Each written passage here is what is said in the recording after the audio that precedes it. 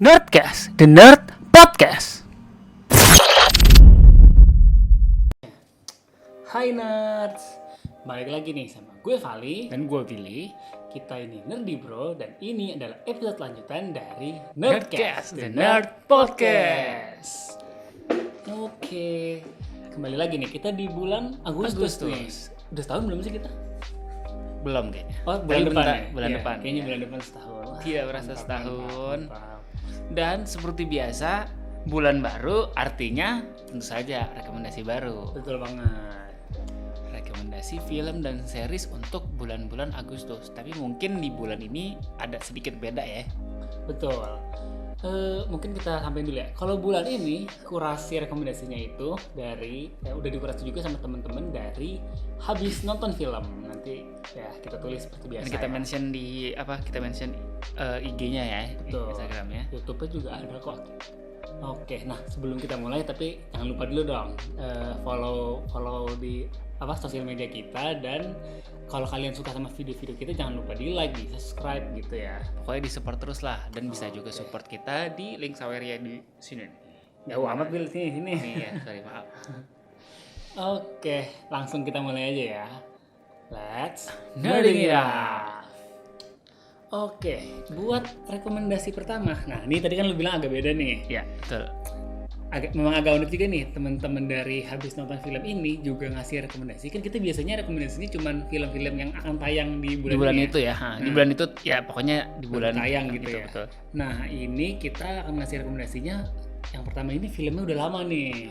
Oh, throwback ya. Betul, karena memang kan ya bisa juga dong tetap ditonton. Benar sih. Kayaknya mungkin di bulan-bulan selanjutnya kayaknya kalau mau rekomendasi film-film yang udah agak lama boleh juga kali Iya, ya. bisa juga sih.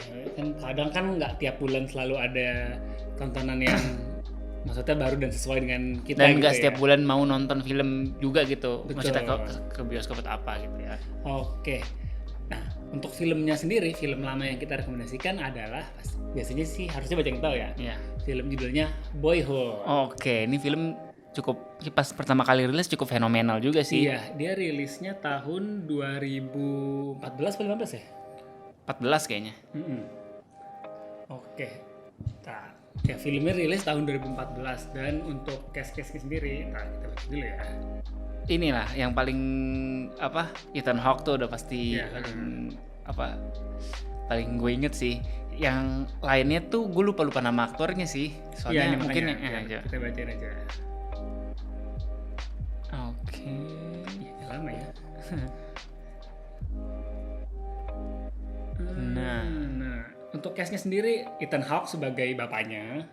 pemeran utamanya dong. Pemeran utamanya namanya Eller Coltrane aktornya, Sebagai nama karakternya Mason. Ya, gue inget tuh Terus namanya Mason. Ibunya tuh Patricia Arquette, nama karakternya Olivia Evans, terus Oke. sama Lorelei Linklater itu saudara perempuannya. Kakak yang cewek ya gue Iya, ingat. heeh. Yang lainnya ya ada yang lainnya kayak supporting lah pokoknya. Nah, mengenai kita balik ke filmnya lagi nih. Kalau cerita dari film ini sendiri sebenarnya cukup simpel banget malah. Ini malah sebenarnya kayak ini cerita semua orang gak sih? Iya, dari judulnya sebenarnya kelihatan ya, Boyhood kan artinya kan kehidupan masa kecil ya. Betul. Nah, itu memang filmnya itu adalah menceritakan cerita masa kecilnya si karakter Mason ini, dari dia kecil sampai dia masuk kuliah ya. Masuk kuliah apa? Kayaknya udah enggak kuliah, dan maksudnya udah kuliah lah pokoknya. Iya, udah kuliah gitu kan. Enggak baru masuk gitu pokoknya sampai Betul. terakhir kuliah ya pokoknya. Nah, cuman uniknya adalah yang paling unik dari film ini adalah dia itu proses syutingnya 12 tahun. Betul. Jadi beneran ngikutin si aktornya ini dari muda sampai tua gitu. Mungkin bisa dibilang ini pertama kali ya ada Iya, dan yang gua tahu kali ini pertama kali, ya tolong nanti dikoreksi kalau salah. Ini pertama kali ada sebuah proyek film tuh benar-benar waktunya selama itu, dan konsepnya itu beneran mendokumentasikan si karakter-karakter ini dari kecil sampai dewasa. Iya, jadi kan kayak proses syutingnya jadi kayak dalam tahun ini kita cuma syuting, kan berarti kan tiap tahun harusnya syutingnya dikit-dikit gitu ya. Jadi Mungkin malah di period gitu ya. mungkin bisa setahun atau 2 tahun sekali mungkin Iya, syutingnya. makanya jadi kayak proses syutingnya tuh lama banget. Tapi gue kalau ketika nonton tuh malah gue mikirnya gini sih, ini jadi kayak agak semi dokumenter nggak sih jatuhnya? Iya, jatuhnya kayak nonton dokumenter bener ya. Nah, jatuhnya kayak nonton dokumenter karena memang isi videonya itu adalah kayak kegiatannya si karakter Mason ini, Masonnya. kayak dia masih kecil main, terus nextnya tuh kayak dia sekolah gitu-gitu Iya. kan. Dan sempet ada inilah, ceritanya tuh gue lupa, dari kecil tuh bapak sama ibunya udah cerai ya.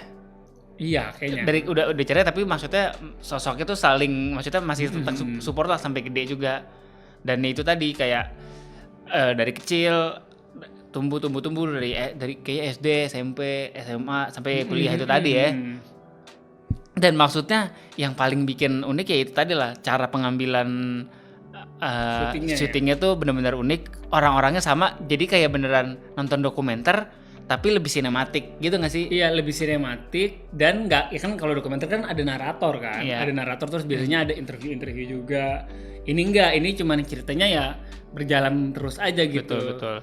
Dan karakternya ya fiksi. Kalau dokumenter biasanya kalau dokumenter kan Ya, ya asli. based on real event ya, based on Iya, real iya. story ya.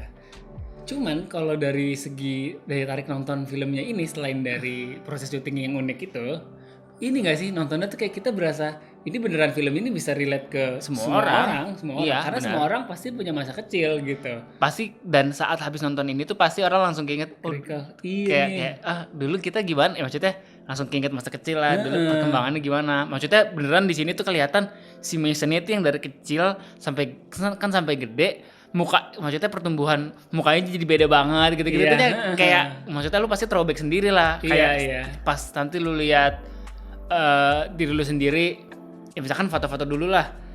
Dulu gua kecilnya kayak gini ya, kok Iya, sekarang gini mukanya beda banget. Maksudnya iya. Jadi mereflect sangat masa kecil sangat banget relate gitu ya. ya. Meskipun ya kalau dari segi konflik ya jadinya kan memang konflik hari-hari aja gitu ya. Dan mungkin ya itu mungkin ya film ini kayaknya nominasi Oscar, kayak menang Oscar juga nggak sih? Apa seinget gue penghargaannya banyak deh. Iya, karena kan memang revolutionary banget nggak sih? Iya, tapi mungkin coba diinin dulu aja Pak, penghargaannya apa? Menang 1 Oscar. Apa? Feeling Best gua sih best cinematography. kayaknya ya. Best cinematography ya. Bentar, nomininya banyak yang menang. Oh enggak deh. Ini sih yang best performance by actress in supporting role, si ibunya. Oh. Tapi nominasinya banyak sih, ada best writing, best, Iya. best Seingat picture. gue tahun itu ya nominasinya banyak memang. Terus Ethan Hawke juga nominasi best Supporting best actor. ya, supporting actor. Banyak sih. Tapi mungkin bahas sedikit, itu kan tadi kita bahas semua kelebihannya, mungkin sedikit kekurangannya itu ini juga sih, karena mungkin ya ini konflik hari-hari, jadinya tuh gue pas maksudnya nggak ada momen yang benar-benar ini kayak klimaksnya tuh nggak ada menurut gue. Karena ya udah. Pas di terakhir tuh kayak oh ya udah gini aja gitu loh, jadi kayak sebenarnya bosan sih enggak, tapi kayak ya udah akhirnya gitu aja, flat aja gitu jadinya. Ngerti.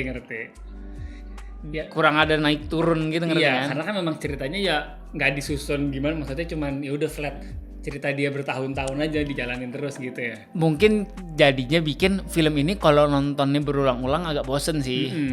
Iya, jatuhnya jadi kayak nonton Ya, dokumenter. Bener sih. Mungkin bisa dinontonnya berulang-ulang itu, tapi jangka waktunya lama lah, misalkan kayak setelah berapa tahun lu baru nonton lagi jadi kayak inget lagi gitu.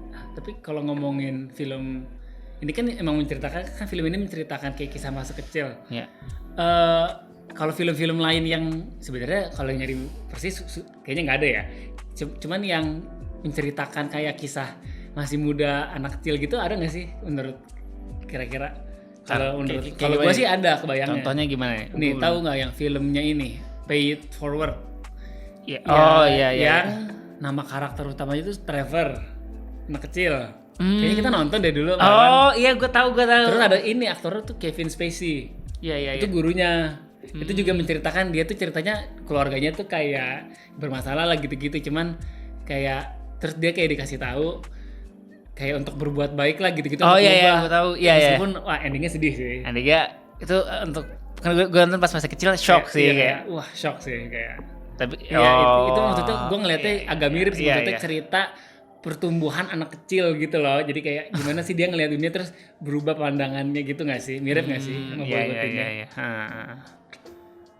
Oke deh. Oke. Nah, untuk sebenarnya kan ya karena udah filmnya udah lama, udah bisa kalian tonton. Tapi gue lupa sih dia bisa ditonton di apa OTT Apple mana? TV Apple sih TV ya? sama Apple TV sama FX tuh ada di mana ya? Yang channel FX. Aduh, enggak Iya, apa gua sih gitu. Kayaknya Apple TV gue pernah lihat sih, Apple TV. Oke deh. Kalau kalian belum nonton atau ya jadi keingetan lah nonton lagi aja lah. Nonton dan tertarik untuk nonton bisa banget ditonton dan ya nanti coba tulis di kolom komentar aja ya. Oke, sekarang kita lanjut ke selanjutnya ada ini nih, series. Oh, series. Series yang akan kita bahas ini adalah pas banget nih karena kan kemarin Universe baru mulai nih. Oke. Superman. Nah, ini series sebenarnya kita udah pernah nyebut juga series ini di awal tahun ya, episode awal tahun. Series ini adalah series Peacemaker season 2. Betul. Oke, kita baca ya sebenarnya mungkin case utamanya tentu saja John Cena akan kembali lagi. Ya, tentu aja. Case-nya balik lagi nih. John Cena, Jennifer Holland, Freddie Stromer, terus ada Daniel Brooks sama Steve Agee. Ya ini timnya lah ya. Timnya balik lagi tuh berlima. Sama tuh. Igli sih, cuman Igli kan nggak tahu itu kan CGI. Oke, untuk jadwal tayangnya sendiri ini akan tayang di 21 Agustus. 21 Agustus. Di HBO Max. kan kalau di ya. HBO ya. HBO Max. HBO Go kalau di Indo. Ya. Nah, kalau untuk premis seriesnya sendiri, mungkin sebenarnya dulu kita pernah bahas tapi ya kita jelasin lagi aja. Iya, kan kita kemarin kayaknya bahasnya bentar doang deh. Premis seriesnya itu adalah ini akan melanjutkan ceritanya si Peacemaker. Gue nama karakter kalau gue lupa ya. Peacemaker, ya si Peacemaker itu. Iya, kok gue lupa ya sebenarnya. Ceritanya si Peacemaker itu, nah dia itu nanti ceritanya akan kayak semacam pindah universe gitu, akan bisa ngakses universe lain. Iya. Dan universe lainnya ini kayaknya bisa banyak, tapi salah satu kayaknya utamanya nanti akan ke universe-nya DCU yang ada Superman-nya. DCU ya, Superman DCU itu. Iya, dan spoiler nggak kalau kita bahas Superman? Mungkin bahas tapi nggak usah terlalu ini lah ya. Kan ada tuh intinya di Superman tuh Peacemaker ada. Betul. Cuman kan gue juga nggak tahu itu Peacemaker universe DCU-nya atau yang dari universe DC. Betul, karena kan di trailernya pun kita lihat Peacemaker-nya ada lebih dari satu ya. Betul. Dan sebenarnya kalau lihat di trailernya sendiri, kalau yang udah nonton kan juga karakter-karakter dari Justice Gang-nya itu ada. Iya, makanya.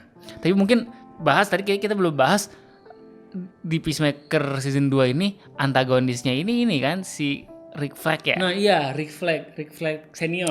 Sorry. Nah meskipun agak sedikit membingungkan gue ya kan kalau lo nonton trailernya itu kan ceritanya tuh Rick Flag senior itu sebel sama Peacemaker karena dia bunuh anaknya. Iya. Cuman Rick Flag senior ini kan beda universe. Nah, gue nggak tahu nih. Iya, ini Rick Flag universe yang mana? Gue juga nggak tahu. Iya, gue juga masih agak bingung. Dan ini juga sih. Dan ini tipikal film banget lah. Rick Flag-nya yang mainin kan Rick Flag senior yang mainin kan siapa? Frank Grillo. Iya, Frank Grillo. Si juniornya itu apa? Aduh, gue lupa nama. Iya, itu yang gue lupa lagi namanya. Bentar, sambil kita cari aja. Rick Flag Junior. Siapa nama aktornya? Iya gue juga lupa lagi. Namanya Joel Kinnaman. Iya, Joel Kinnaman. Nah, di situ kan kayak sebenarnya gue ngomongin doang sih.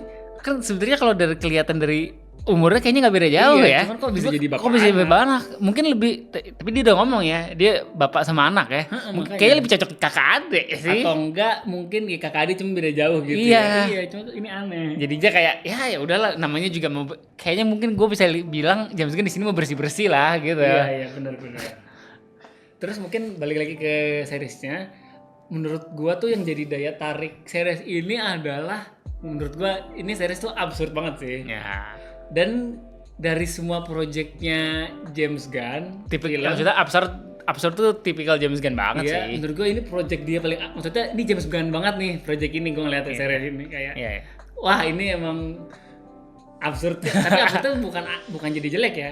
Justru itu daya tariknya. Mungkin nggak untuk semua orang, tapi bagi penggemarnya, dan maksudnya ya banyak lah, maksudnya kayaknya jauh lebih banyak yang suka sih daripada yang enggak. Iya. Karena ya sebenarnya James Gunn banyak yang suka sih. Bahkan kan orang banyak yang mulai nganggap James Gunn tuh best comic book director nggak sih? Gimana implement? Ya banyak yang udah yang bener sih. Udah mulai ngeklaim gitu. Ya bener sih, bener. Nah, kalau kan kita bahas absurdnya nih. Kalau menurut lu momen terabsurd di series Peacemaker tuh apa? Yang season 1 sih paling. Season 1 ya. Atau enggak mungkin penampilan dia sebelumnya di Suicide Squad juga bisa sih. Enggak, ini sih. Salah satu momen paling absurd dia adalah yang paling gampang deh.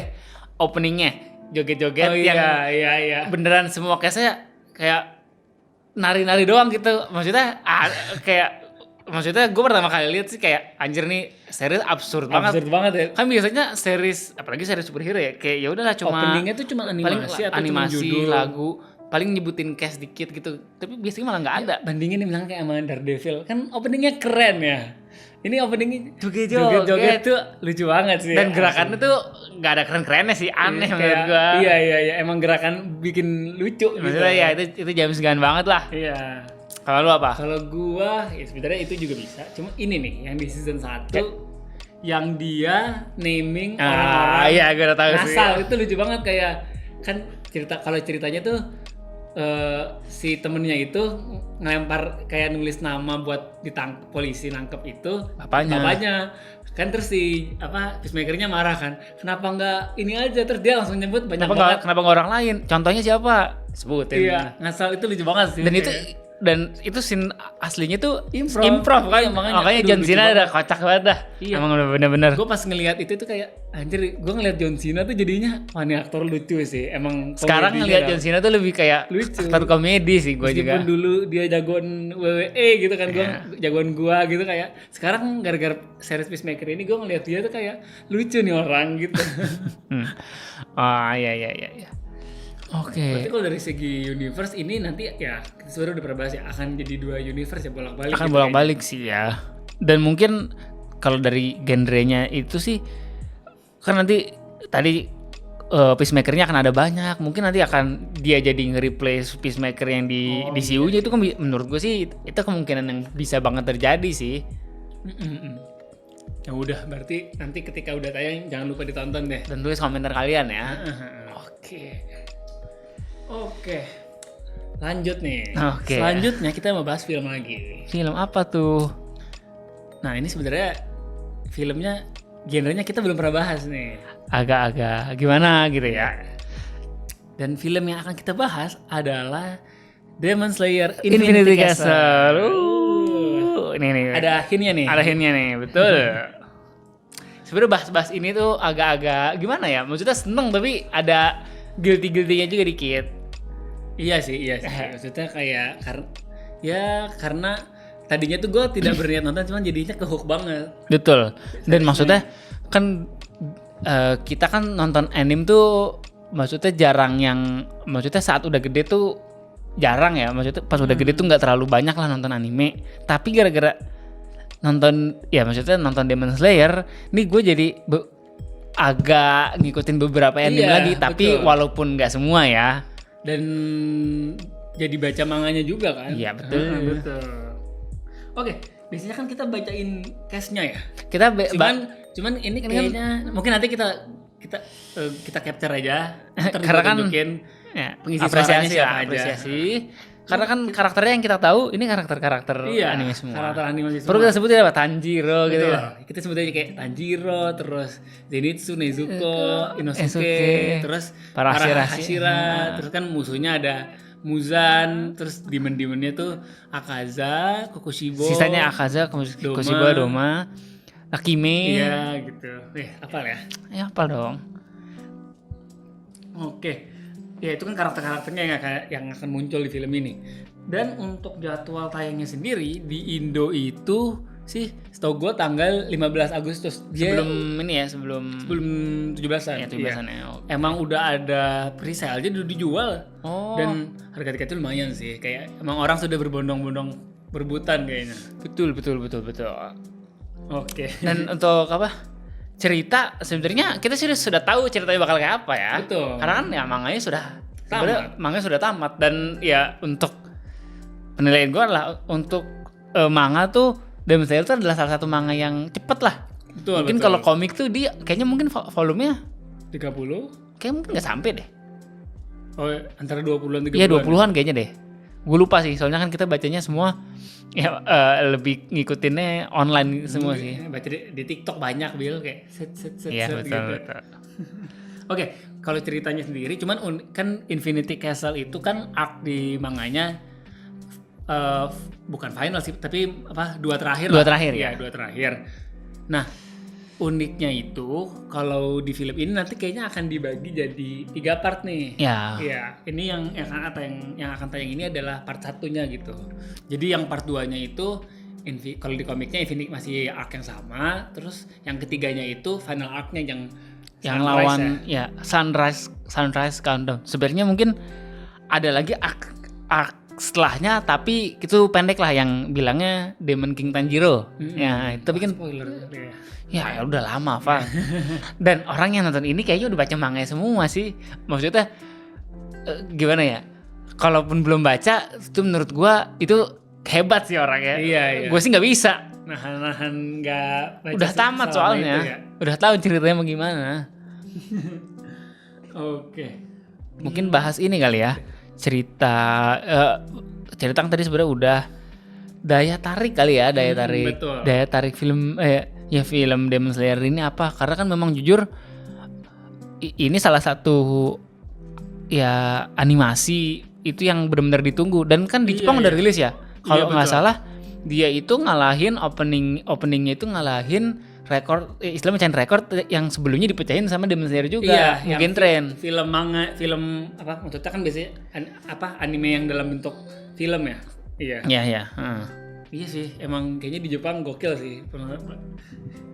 Makanya kayak gue juga penasaran sih nonton film ini nanti ketika udah tayang. Dan ini Pak, menurut gue paling daya tariknya itu ini sih. Pertama kan udah jelas animasinya. Juara banget itu sih animasinya. udah daya tarik utama sih pastinya. Maksudnya adalah kalau beneran dari manganya kan menurut gue tuh penggambaran manganya tuh simpel banget ya. Iya, B aja dan simpel banget dibandingkan manga-manga yang lain ya. Iya.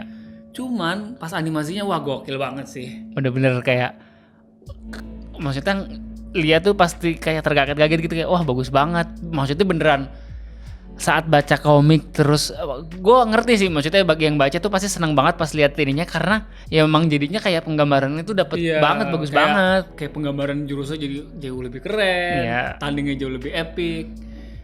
Ini sih sama paling gue ngeliatnya ini sih kayak kan kalau dari manga ke anime kan biasanya kayak ada ditambah-tambahinnya gitu kan. Yeah. Nah, gue ngeliatnya tuh nambahin scene-scene yang di animenya tuh jadi bikin makin, maksudnya menguatkan ceritanya banget sih. Jadi kayak apalagi yang kayak buat tandingnya tuh kayak oh iya kan, maksudnya kelihatan mungkin pas tanding tuh pasti ditambahin biar maksudnya kompleksitas pertarungannya tuh dibikin lebih sengit gitu lah pastinya. Dan sedangkan di manganya ya udah tipikal manga aja, simple kan, maksudnya dia kayak dari halaman per halaman kan, maksudnya dia nggak bisa yang sangat deskriptif gitu lah. Sama apalagi ya tadi bahas ininya juga sih paling nambahin backstory-nya tuh di anime jadi lebih bikin terharu gitu sih. Ya. Salah satu yang ini lah soalnya kan biasanya dia demen-demennya tuh diceritain backstory-nya dengan panjang gitu. Hampir semua ya, ada yang enggak soalnya. Kalau momen favorit tuh apa di selama nonton anime Demon Slayer? Momen favorit ya, kan ini berarti sebelum nonton, walaupun udah tahu ceritanya ya. Momen favorit gua anime ya, jangan ceritain yang momen favorit anime ya, ini anime favorit gua adalah masih Final Battle Entertainment District. Itu masih paling keren sih menurut gua. Battle antara yaitu Gyutaro dan Daki versus Tengen, Tanjiro, Inosuke dan Zenitsu. Maksudnya itu masih the best fight scene-nya sih menurut gua. Sama yang nanti kira-kira belum tahu. Tapi sih kayaknya sih bagusan nanti ya. Kayaknya ya, gue nggak tahu. Maksudnya ekspektasi gue tinggi sih. Oke, kalau gue sebenarnya momen kan ini bukan season ya. Momen favorit gue tuh pas yang ini sih ending episode terakhir sebelum Oh iya itu juga keren banget sih. Sebelum film Infinity Castle itu yang ngumpul semua Hasilnya hasilnya ngumpul terus terakhirnya kayak jatuh semua ke Infinity Castle. Wah epic banget terus kayak ding abis. Terus yang kayak semua Demon Slayer ternyata udah ditandain gitu kan kayak ditarik semua ke Infinity Castle. Iya terus yang bikin maksudnya itu build up jadi bagus banget terus kan terakhirnya abis gitu kayak wah nih kapan nih jadi orang nunggu banget makanya bisa serang. Dan harus diapresiasi juga adalah scoringnya itu keren banget. Iya. Infinity Castle scoringnya keren banget.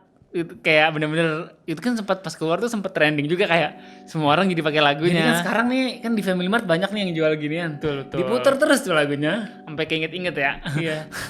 Iya kan sampai Family Mart kerjasama gokil sih. Iya.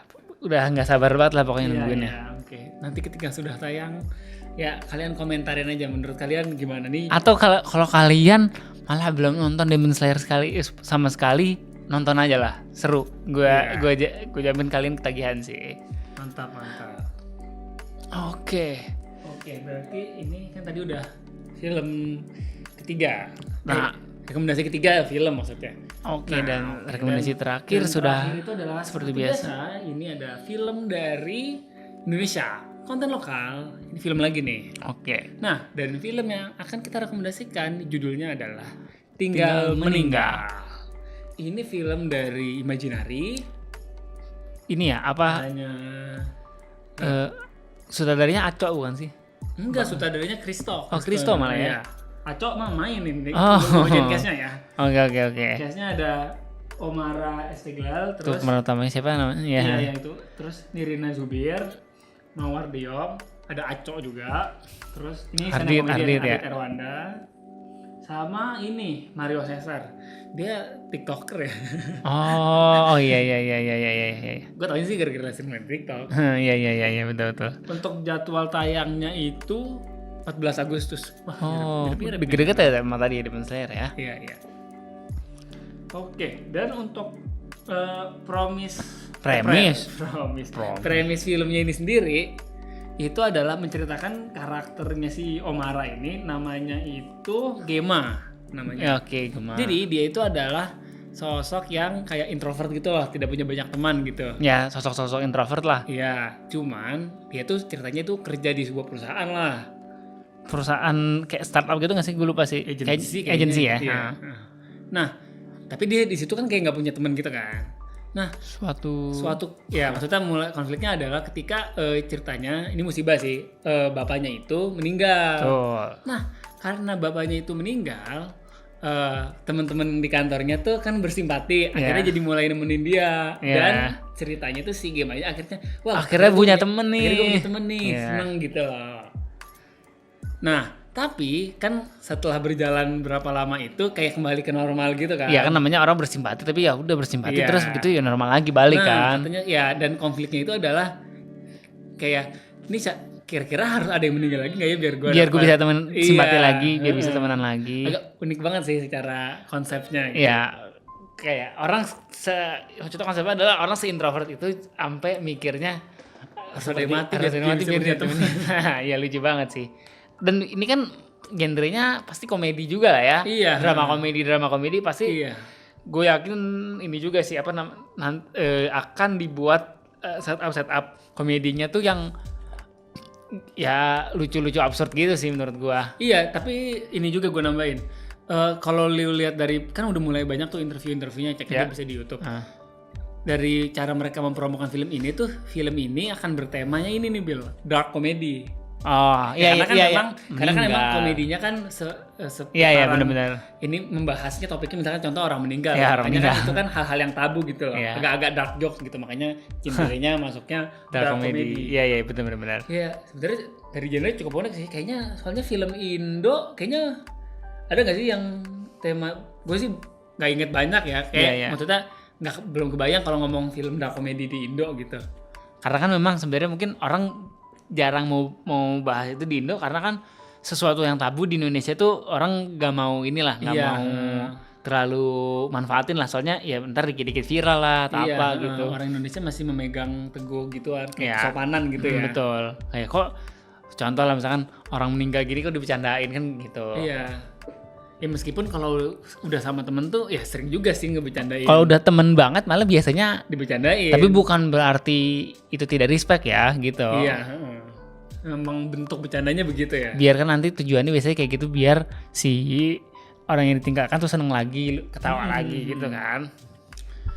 Kalau film luar sih kayaknya banyak ya yang beberapa tuh yang apa? Dark tuh sama banyak. Dark komedi ya. Dark komedi. Iya, yang gue inget tuh ini Birdman. Agak-agak dark komedi gitu nggak sih? Iya benar-benar. Ini juga nggak sih yang kayak Hot Fuzz gitu-gitu kan juga. Ngerti nggak Hot Fuzz? Ya bisa sih sebenarnya maksudnya. Ini apa sih Hot Fuzz? This is the end gitu-gitu loh. Ini juga nggak sih sebenarnya bisa masuk dark comedy juga? American Psycho masuk nggak sih? Itu maksudnya itu kayaknya beneran kan itu meskipun bunuh-bunuhin orang, cuman kan kayak Iya. jadinya tuh bukan yang serem, kayak itu bagian dari ceritanya aja gitu. Ini mungkin ini baru juga Freaky tau nggak? Yang siapa? Kayak dia Vince Vaughn sama Catherine Newton yang mereka kayak ketukar gitu. Itu kan mungkin banyak yang ini juga. Intinya tuh ini jadi bahas film lain nggak apa lah. Kayak itu film thriller tapi dibalut dalam komedi gitu. Tapi tetap bunuh-bunuhan. Iya. Sama ini juga. Gue yang inget juga ini nggak Grand Budapest Hotel. Ya oke, ya benar ya. Iya.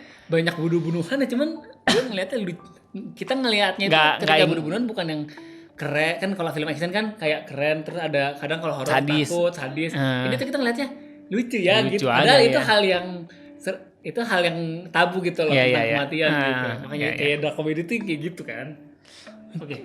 Balik lagi ke filmnya ya, menurut gue yang jadi daya tarik dari filmnya juga promonya lucu sih gue ngelihatnya. Kayak unik-unik gitu, kayak di YouTube banyak. Sampai ada special show stand up komedinya yang mereka improv gitu nggak sih? Iya. Gue inget kok. Iya, makanya unik, makanya yang bikin gue tertarik juga itu promonya tuh unik. Nanti ya kan bentar lagi tayang nih. 14 ya.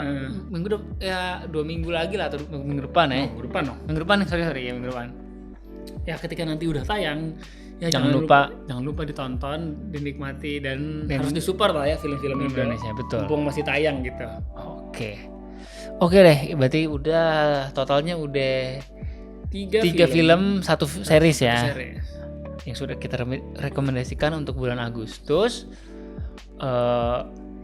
Yang seperti tadi kita bilang, jangan lupa tonton filmnya dan kasih komentar kalian lah di kolom komentar. Gimana sih menurut kalian film-film yang kita rekomendasikan? Atau kalian punya rekomendasi lain juga boleh banget dikasih ke kita sarannya. Betul. Oke deh. Mungkin kita tutup aja kali ya. Oke. Kalau gitu sekian episode Nerdcast kali ini. Gue Vali dan gue Billy. Sampai jumpa di episode selanjutnya. Dadah.